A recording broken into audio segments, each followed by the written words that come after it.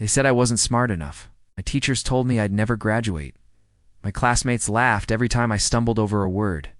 And even my own family believed I was destined for failure. But what they didn't know was that the very weakness they mocked would one day fuel me to build a tech empire worth billions. Before I tell you how everything changed, let me know in the comments, have you ever been underestimated by people around you? And if you love stories where the underdog rises to the top, don't forget to subscribe, because this one will show you that intelligence isn't just about grades, it's about grit. My name is Ethan Walker, and for most of my life, I was told I wasn't good enough. I grew up in a small town in Texas, in a family that worked hard, but never dreamed big. My dad was a mechanic. My mom worked double shifts as a cashier, and money was always tight. We didn't talk about college or careers in our house. We talked about paying bills, stretching groceries, and praying the old truck would start in the morning. But even from a young age, I knew I was different.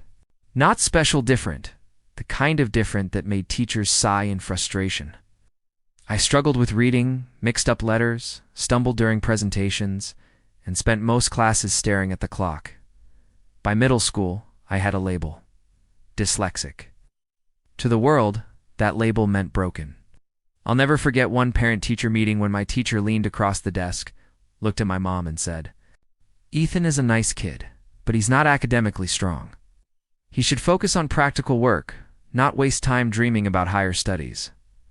I sat there, my ears burning, pretending I didn't hear. But I heard every word. Classmates picked up on it too. They'd laugh when I misread something aloud. They'd whisper behind my back, call me slow or worse, stupid. Even my cousins compared grades and teased me at family dinners. The only place I felt alive was in front of a computer. We couldn't afford much, but one summer my dad fixed an old beat-up desktop that someone had thrown away. The screen flickered, the keys stuck, but when I powered it on, it felt like magic. I didn't care if I couldn't read fast in class on that computer. I could explore, experiment, and create. I started teaching myself the basics of coding from free forums and YouTube videos. At first, it was just copying lines of text I barely understood, but slowly, patterns made sense. I began tinkering with small websites, customizing games, and building little tools. For the first time, failure didn't scare MIT, fascinated me. If the code didn't run, I could tweak it. If a design broke, I could rebuild it. There were no teachers calling me slow, no classmates laughing, just me, the screen, and infinite possibilities. But life didn't give me the luxury of dreaming too long. When I turned 18, money was tighter than ever. College wasn't an option, we couldn't afford tuition, and honestly, my grades wouldn't get me in anywhere. My parents expected me to get a job at the local repair shop, or maybe drive trucks like my uncle, and I tried. I applied everywhere. Grocery stores, gas stations, small businesses. But rejection became a familiar word. Employers saw my messy resume, my lack of qualifications, and my awkward communication, and they all said the same thing. "We'll get back to you." They never did. For a while, I believed maybe everyone was right. Maybe I really wasn't smart enough. But one night, everything shifted. I was sitting in the dark, scrolling on that same old computer, when I stumbled on a story about a college dropout who had built a small app that went viral. He wasn't a genius. He wasn't wealthy. He was just someone who believed in what he was building. And something in me snapped. If he could do it, why couldn't I? I didn't have money. I didn't have a degree. But I had grit. I had hunger. And I had a mind that, though messy, thought differently. And maybe, just maybe, that was my advantage. That night, I promised myself I wouldn't let being underestimated define me. I would build something, no matter how many times I failed. I didn't know it then, but that promise was the first brick in the empire I would one day create. The morning after I made that promise to myself, I woke up with a strange fire in my chest. I didn't know how I was going to build something, but I knew I had to start. The problem? I had no money, no mentor, and no fancy equipment, just that old computer and a secondhand notebook where I scribbled ideas. But I told myself, if all I have is this, then this is where I'll begin. Started small. My first idea was laughably simpler, to-do list app. Nothing groundbreaking, nothing new. But it was something I could actually finish. I spent weeks writing and rewriting code, learning through trial and error. Some nights I would stare at the screen until dawn, my eyes burning, my fingers numb. Yet, when I finally hit run and the app worked, I felt like I'd built the future. Of course, when I showed it to others, the reaction wasn't the same. I nervously handed my phone to my cousin at a family barbecue. Check this out. Ty made it myself. He scrolled for 5 seconds, smirked and said, "Dude, the App Store already has 100 of these. Who's going to use yours?" And he handed it back like it was trash. The laughter from the table behind him stung. But I smiled anyway and said, "You'll see." Inside, though, I wanted to crawl into the ground. Still, I didn't quit. I put the app online for free. Unsurprisingly, almost no one downloaded it. Weeks passed, and I barely got 5 users, most of them friends I begged. But in those weeks, I learned something more valuable than downloads. I could actually build. And that realization was addicting. So I kept going. I tried another app, and another. A budgeting tool, a simple note app, a calendar with colors. Each time I thought, this one will be the breakthrough. And each time, the world ignored me. Friends laughed. My parents worried. My dad would poke his head into my room and say, "Ethan, maybe it's time to stop fooling around and get a real job." My mom would leave job postings on the kitchen counter. I couldn't stop. Every rejection, every failure, it was fuel. Then came my first real taste of progress. One night, scrolling through forums, I noticed people complaining about the same problem. Students struggling to share notes with each other in class, were frustrated with clunky apps, messy group chats, and outdated websites. And an idea sparked. What if I built an app that made sharing notes as simple as one click? I called it NoteLink. This time, I didn't rush. I poured everything I had into it. I designed cleaner menus, tested it on different devices, and asked strangers online for feedback. For the first time, I felt like I wasn't just coding. I was solving a real problem. When I finally launched NoteLink, I braced for disappointment. I expected the same silence I'd always gotten. But something different happened. A week later, a college student emailed me. She wrote, "Your app saved me during finals. Thank you." I stared at that email for hours. Someone somewhere actually found value in something I made. And then slowly, downloads began to climb. Not thousands. Not even hundreds. But dozens. Dozens turned into hundreds. Students were sharing it with friends, posting about it online. For the first time, strangers, not just friends or family, were using something I had created. It was the smallest spark of validation, but it lit up my world. Of course, success came with its own challenges. The app crashed constantly. Bugs filled the code. My inbox was flooded with complaints like, "Why does it keep deleting my notes?" I felt overwhelmed, drowning in problems I didn't know how to fix. There were nights I broke down, hands in my hair, ready to give up. "I'm not cut out for this," I muttered to myself. No. I'm just a kid who couldn't even read properly in school. What made me think I could run a tech company? But every time that thought came, I remembered the girl's email. "Your app saved me." And I forced myself back to the screen. I fixed bugs. I improved features. I responded to every angry email with patience. And slowly, users stopped leaving. Instead, they started staying. By the end of the year, NoteLink had a few thousand downloads. Still tiny in the tech world, but to me, it was proof. Proof that I wasn't just a dreamer in his bedroom. Proof that I had something worth building. But then came the moment that would change everything. One morning, I opened my inbox to find an email with the subject line, "Partnership Inquiry." It was from a small but growing ED tech company. They had noticed NoteLink gaining traction in college communities, and they wanted to talk. I read that email 5 times, my hands shaking. A real company, interested in my work. I didn't know it then, but that single email was about to catapult me into a world of opportunities and dangers I never imagined. The day of the meeting, I must have changed clothes 5 times. My closet wasn't impressive, just cheap button-downs and a couple of thrift store jackets. I finally settled on a plain white shirt and the least wrinkled blazer I owned. When I caught my reflection in the cracked mirror by the door, I almost laughed. "You're just a dyslexic kid from nowhere," I whispered to myself. "What are you doing meeting with a tech company?" But deep down I knew I wasn't that kid anymore. I boarded the bus into the city, clutching my old laptop like it was a briefcase full of gold. The entire ride, my heart raced. My mind was filled with worst-case scenarios. What if they laughed at me? What if they realized I was a fraud? What if they asked about my degree? What would I say then? The company's office was nothing fancy, just a rented space above a coffee shop, but to me, it looked like Silicon Valley. Bright posters lined the walls, desks cluttered with laptops and coffee mugs, young people typing furiously as music played softly in the background. I felt out of place the moment I stepped in. A man in his early 30s greeted me. Ethan Walker. I'm Jason, co-founder of LearnMate. Thanks for coming. His handshake was firm, confident. I tried to mirror it, though my palms were sweaty. We sat at a long table. We've been tracking its downloads for a while. You've tapped into something real here. Students love it. Hearing those words nearly knocked the air out of me. Students love it. No one had ever said something like that about my work. Jason leaned forward. Here's what we're thinking. We want to partner with you. We'll integrate NoteLink into our platform, and in return, we'll give you funding, resources, and a small team to help scale it. My head spun. A team funding. It was everything I had dreamed of, but it also terrified me. Why me? I blurted out. I mean, I don't even have a degree. Jason cut me off with a smile. Because you built something people actually use. That's all that matters. For the first time, someone was telling me my work was enough.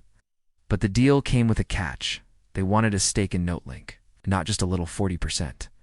To them, it was standard. To me, it felt like giving away my child. That night, I barely slept. I lay awake staring at the ceiling of my small room, the noise of traffic outside mixing with the storm inside my head. If I said no, I risked losing the only chance I'd ever had. If I said yes, I risked losing control of the very thing that gave me hope. I thought about my parents, still working long shifts just to keep the lights on. I thought about the teachers who said I'd never amount to anything.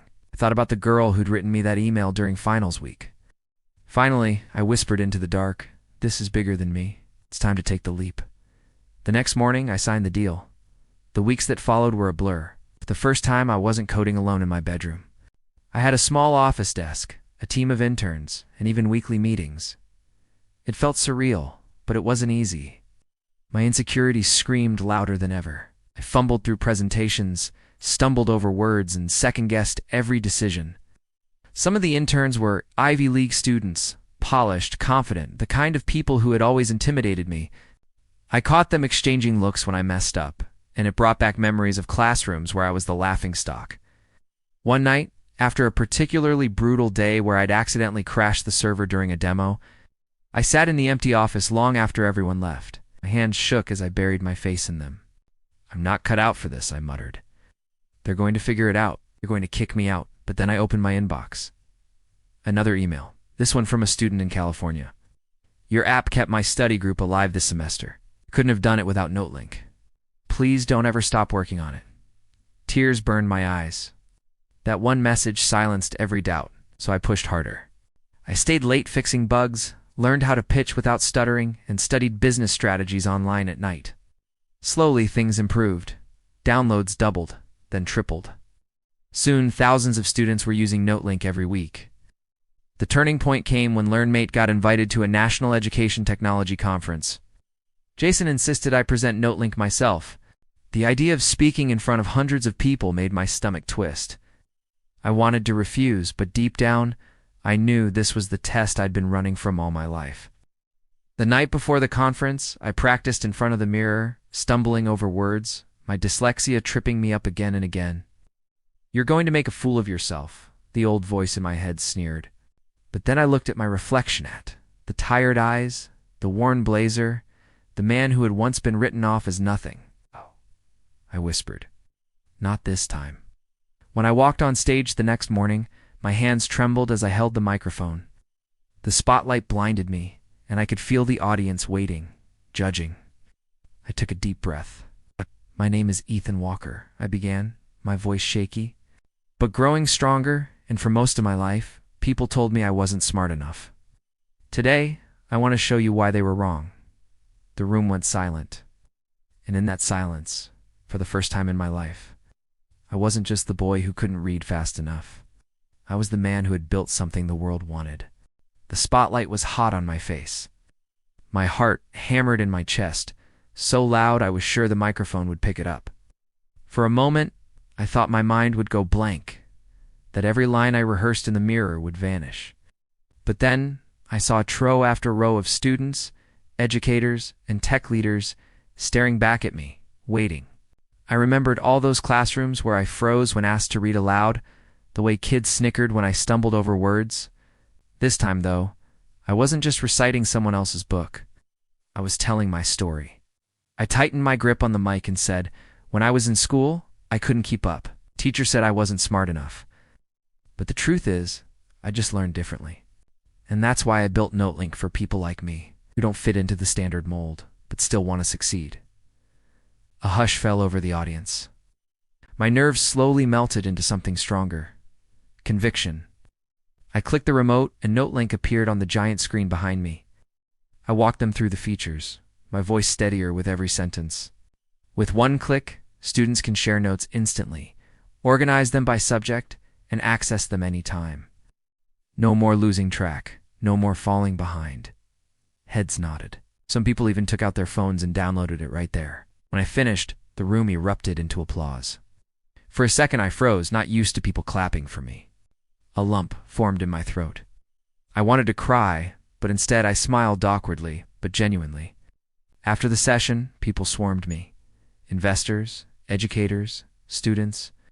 A professor told me, I wish this existed when I was teaching freshmen. You're solving a real problem. A group of students asked to take a photo with me, like I was some kind of celebrity. That night, back in my cheap motel room, I lay on the bed, staring at the ceiling. My phone buzzed. Non-stop emails, partnership offers, interview requests. My life was changing in real time, but with opportunity came pressure. Downloads exploded, from thousands to tens of thousands. Suddenly, we weren't just running an APW, we're running a company. Servers crashed under the weight. Support emails flooded in. My tiny team couldn't keep up.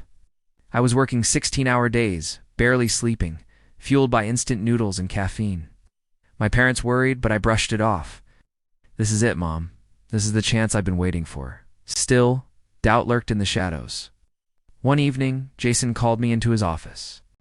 He closed the door and said, Ethan, listen, investors are circling, but they're concerned. They want to know if you can handle this level of growth. To be blunt, they don't think you're experienced enough. The words hit me like a punch. Not smart enough. Not capable enough. Always the same song, played by different voices. I clenched my fists. I tell them to watch me, I said. Jason gave me a long look, then nodded. Good, because we're presenting to them next week. Be ready. That week was hell. I buried myself in research business models, user data, revenue projections. I taught myself overnight what most people learned in MBA programs. My dyslexia made it brutal. I'd read the same sentence 10 times, mixing up numbers, scribbling notes until my hand cramped. But every time I wanted to quit, I remembered the faces in that audience, the students who wrote to me, the girl who said my app saved her. The day of the investor meeting arrived. We sat in a sleek conference room high above the city, polished tables gleaming under the lights. Across from me were 5 men in suits, sharp-eyed, impatient, radiating money and authority. Jason did the introductions, then it was my turn. My palms were sweaty, but I opened my laptop and launched into the pitch. I walked them through NoteLink's growth, engagement rates, and vision for expansion. At first, their faces were stone. But then I noticed one of them leaning forward, another nodding slightly.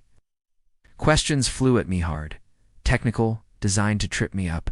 I stumbled on a few, but I didn't break. Finally, one of them said, Ethan, you don't have the background we usually see. No degree, no track record. Why should we believe in you? The room went silent. I looked him straight in the eye and said, because while others studied theories, I built solutions. I didn't wait for permission. I didn't wait for someone to tell me I was ready. I just did it. And the students who rely on NoteLink every day, that's all the proof you need. Silence hung for a moment. Then slowly, the man smiled. Well, said a week later, we got the call. The investors were in. They were funding us with more money than I'd ever seen in my life, enough to grow our team, upgrade servers, and take NoteLink nationwide. I sat in my room that night staring at the contract, my hands trembling. Just a year ago, I was unemployed, rejected by every job, mocked for being slow. Now, people were betting millions on my vision. I whispered to myself, "You're not that kid anymore. You never were." But even as I signed, I couldn't shake a strange feeling deep inside. Success was finally here, but it was only the beginning. And in the world of tech, beginnings are often the most dangerous part. The relaunch of NoteLink 2.0 was more than a comeback, it was an explosion. Within weeks, we weren't just trending in the US. Downloads were climbing in Canada, the UK, India, and Australia. Universities started reaching out directly, asking if they could integrate NoteLink into their systems. Suddenly, we weren't just a student app. We were becoming an international education platform. Investors doubled down. More money flowed in, more hires were made, and before I realized it, we had 100 employees spread across 3 offices. And with that money came something I'd never had before: luxury. I moved out of my tiny apartment and into a sleek penthouse overlooking the city. Floored-ceiling windows, designer furniture, a kitchen I barely used. For the first time, I didn't worry about bills or groceries. I bought my parents a new house, paid off their debts, and handed my dad the keys to a brand new truck. The look on their faces that day was priceless, but money and success do strange things to people, including me. I started attending events I never imagined: tech conferences, award shows, exclusive parties. People who once ignored me now shook my hand, eager to be associated with the young genius CEO. The same classmates who laughed at me years ago sent me Facebook messages. "Bro, so proud of you. Remember me?" I smiled politely, but inside I remembered every laugh, every insult. Now, the tables had turned. At first, it felt good. Too good. The attention, the admiration, the respect I had craved all my life, it was finally mine. But slowly, I began to change. I stopped coding. I stopped answering user emails. I wasn't pulling all-nighters anymore. I was too busy doing interviews, signing deals, and flying first class across the world. The team ran the company. I just signed off on big decisions and smiled for the cameras. Jason noticed. One evening, after a long day, he pulled me aside. "Ethan, we need to talk." I raised an eyebrow. "About what? You're drifting? You've built NoteLink with your own hands, but lately, it feels like you're more focused on being a celebrity than a CEO." I laughed it off. "Jason, relax. This is how business works. I get to play the game, make connections." "The company's growing, isn't it?" He frowned. "Yes, but growth isn't everything. Don't lose the reason you started this." I waved him off, but his words lingered. The truth was, he was right. I was drifting. But I didn't want to admit it, not to him, not to myself. Instead, I buried the doubt under more success. Bigger offices, flashier launches, more press coverage, and then came the competitors. When an app grows fast, copycats follow. Within months, new note-sharing apps popped up everywhere, some shamelessly copying our features, others innovating in ways we hadn't thought of yet. One startup in particular, called EduSync, started gaining traction. Their app was sleeker, faster, and marketed directly to universities. Rumors spread that they were funded by one of the same investors who backed us. I felt betrayed. "Let them try," I told the team. "We were here first. We'll crush them." But inside, I was scared. EduSync wasn't just competition. They were a mirror hungrier, leaner, and dangerously close to overtaking us. The stress got to me, snapped at employees, argued with Jason, and demanded longer hours. Some people quit. Others whispered that I'd changed, that I wasn't the same leader they once believed in. One night, alone in my penthouse, I stared at the city lights and realized something terrifying. I had everything I once dreamed of: money, respect, success, yet I felt emptier than ever. Because the higher you climb, the lonelier it gets. And deep down, I knew the empire I built was standing on fragile ground. It was only a matter of time before the cracks started to show. Competition has a way of exposing weaknesses you didn't know you had. At first, I brushed off EduSync as just another wannabe. But within 6 months, their numbers told a different story. While we were busy chasing partnerships and media attention, they were quietly stealing our users one campus at a time. Students tweeted, "EduSync is smoother than NoteLink." Professors praised their admin tools. Even some of our early users were switching over. I tried to ignore it, but denial doesn't stop reality. One Monday morning, Jason stormed into my office, a printed report in hand. His jaw was tight. "Ethan, you need to see this." He dropped the paper on my desk. It was a market analysis at EduSync had doubled their user base in 3 months. My stomach tightened. "So, we're still ahead." "Not for long," Jason shot back. "They're moving faster than us. Look at this." He pointed to a line in the report. "One of our investors just injected $20 million into them." I froze. "What, they're funding our competition?" Jason nodded grimly. "They think EduSync might be the better bet. For the first time since I started." I felt the empire I built slipping from my grip. I slammed the report down.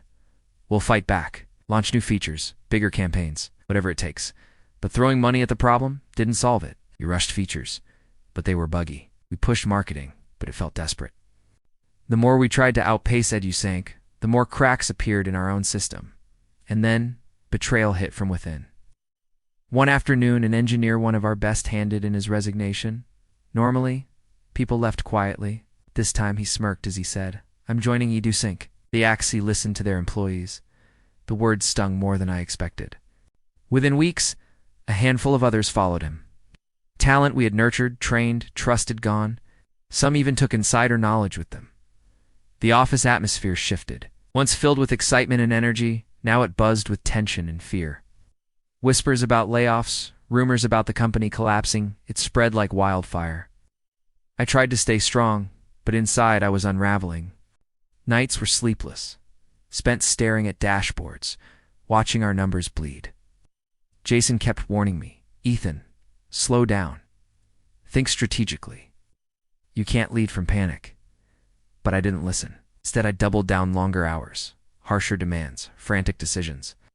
I pushed the team past their limits, and in doing so, I pushed them away. One night, around 3 a.m., I sat alone in the office, the glow of the monitors casting shadows on the walls. My reflection in the glass looked like a stranger, tired eyes, unshaven face, shoulders heavy with pressure. The same thought kept echoing. Maybe they were right all along. Maybe I'm not good enough to lead this. Just then, my inbox pinged with a new email. The subject line froze me. Confidential, potential acquisition. It was from EduSync CEO. I clicked it open. The message was short, almost taunting. "Ethan, NoteLink has had a good run, but we both know where this is headed. Let's talk acquisition. Sell now, and you walk away a rich man. Keep fighting, and you'll burn everything you've built." I sat there, fists clenched, heat rising in my chest. Sell. Hand over the dream I bled for. Like a company that came from my struggle, my pain, my redemption? No, not yet. The next morning, I called an emergency all-hands meeting. Employees filed into the conference room, their faces tired, uncertain. I stood before them, heart pounding. "I know things look bad," I began. "I know we've stumbled, and some people doubt if we can survive. But let me remind you, we've been here before. People said we couldn't build this. People said we weren't good enough. And yet here we are, stronger than ever." I paused, scanning the room. Some looked hopeful, others skeptical. "We are not selling. We are not quitting. We'll fight. Because NoteLink isn't just an app, it's a movement, and movements don't die. They adapt." Applause broke out, hesitant at first, then louder. For a brief moment, the spark reignited, but I knew words alone wouldn't save us. As the team filed out, Jason lingered. He looked at me, concern etched on his face. That was a good speech. But speeches won't win this war, Ethan. Strategy will. You need to decide, are you going to keep being the visionary who built NoteLink, or the ego that destroys it? His words cut deep, because I knew he was right. That night, I stood by the window of my penthouse, staring out at the glowing city below. Somewhere out there, EduSync CEO was probably celebrating their rise, believing I would fold. But he didn't know me. I'd been underestimated my whole life, and every time I came back stronger, this time would be no different, even if it cost me everything. The morning after the acquisition email, I walked into the office with a fire I hadn't felt in months. If EduSync thought I would roll over, they were dead wrong. But deep down, I knew Jason was right. This couldn't just be about pride. If we were going to fight back, we needed a plan, a real one. So I called an emergency strategy session. We crammed into the glass-walled conference room developers, designers, marketing leads, even interns. Everyone looked exhausted, beaten down by the chaos of the past few months, but I didn't see defeat. I saw potential. I stood at the head of the table. We're done playing defense. Okay, EduSync is faster because they're smaller. But we have something they don't. A community. Millions of students trust us, and we're going to give them a reason to stay. Jason leaned forward. What are you proposing? I took a deep breath. NoteLink 3.0. The room stirred. This isn't just an update. This will be a reinvention AI-assisted note-taking, offline sync for low connectivity regions, and a new collaboration feature that lets students study together in real time, no matter where they are. A few skeptical looks darted across the table. One engineer muttered, "That's ambitious." I nodded. Exactly. Ambitious is what got us here in the first place. And ambitious is what will save us now. For a moment, silence hung. Then slowly, heads began to nod. People scribbled notes. The energy shifted. We weren't victims anymore. We were challengers. The following months were brutal. We tore the app apart, rebuilt systems, tested prototypes. I was in the trenches again, coding until my eyes burned, fueled by bad coffee and sheer determination. For the first time in over a year, I felt like the old Mitha scrappy kid who built NoteLink in his bedroom. But it came at a cost. I barely slept. I missed calls from my parents. I skipped meals. My penthouse gathered dust as I practically lived in the office.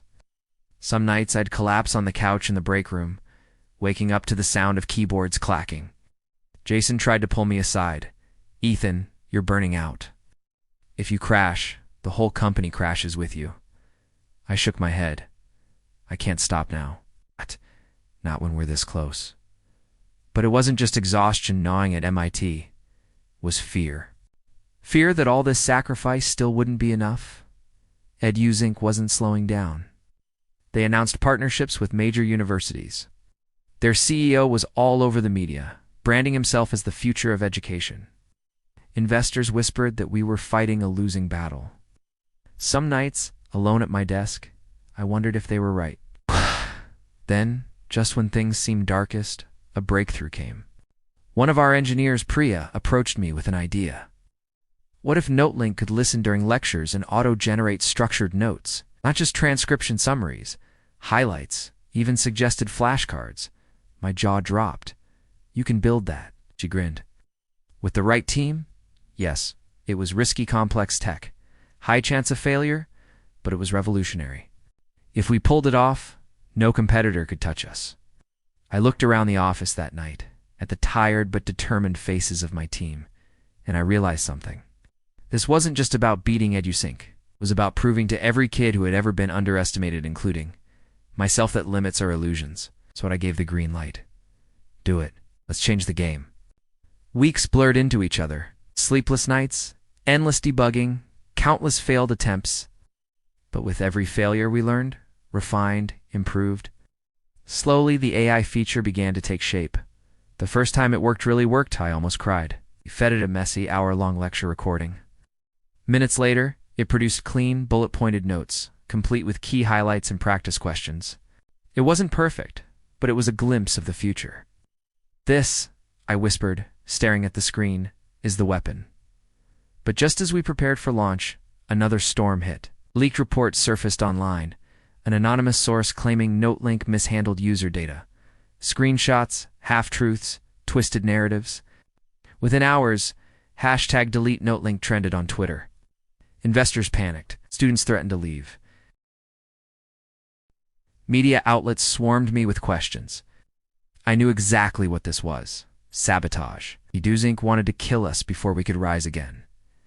Jason slammed his fist on the table. can fight this legally, but it'll take time. Too much time?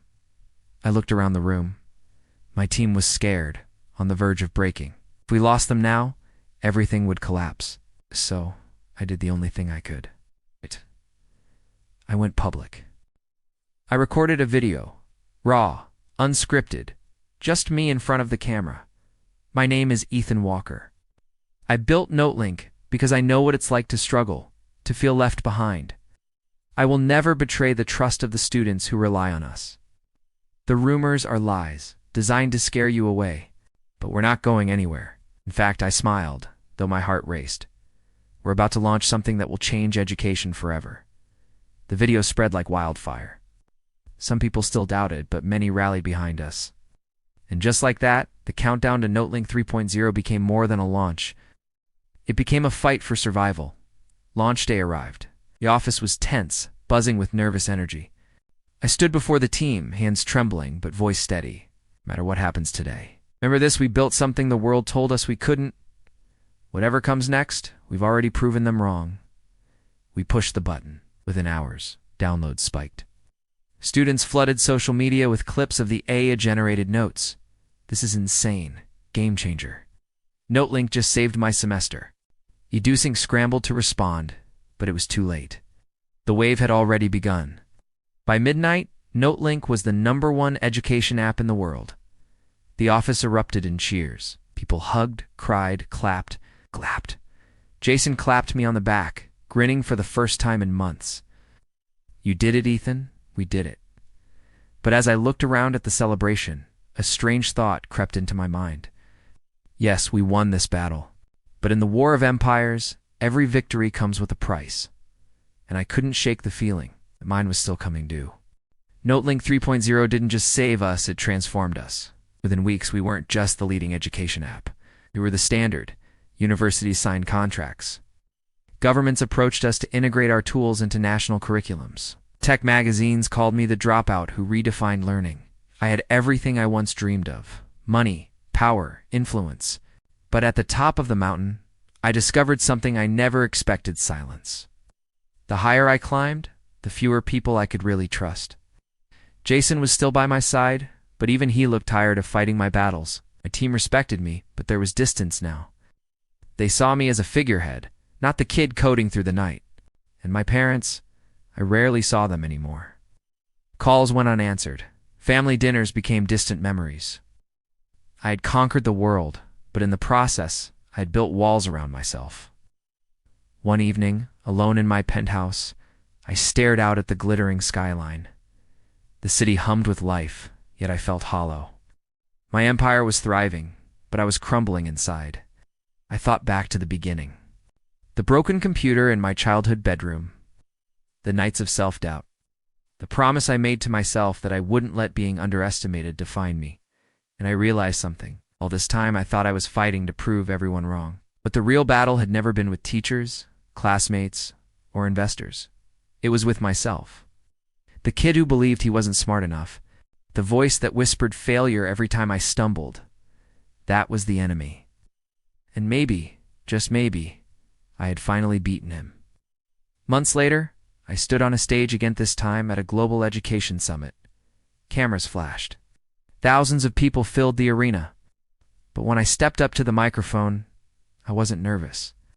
I smiled and said, "My name is Ethan Walker. I built NoteLink because I once believed I wasn't smart enough to succeed. But what I've learned is this. Intelligence isn't about grades or degrees or titles. It's about resilience. It's about refusing to let failure have the last word. If a dyslexic kid from a small town can build this, then believe me, so can you." The applause was thunderous. But this time, I didn't hear it as validation. I heard it as a reminder that the journey mattered more than the destination. That night, after the summit, Jason and I walked out into the cool air. He clapped me on the shoulder and said, "So, what's next? IPO, expansion into corporate training, AI 4.0? I chuckled softly. Maybe. But maybe it's time to slow down too. He raised an eyebrow. Slow down on you? That'll be the day. I smiled. I built this to help students, Jason. And we did that. But somewhere along the way, I forgot why I started. Maybe it's time I remember. For the first time in years, I felt peace. In the end, my empire didn't collapse.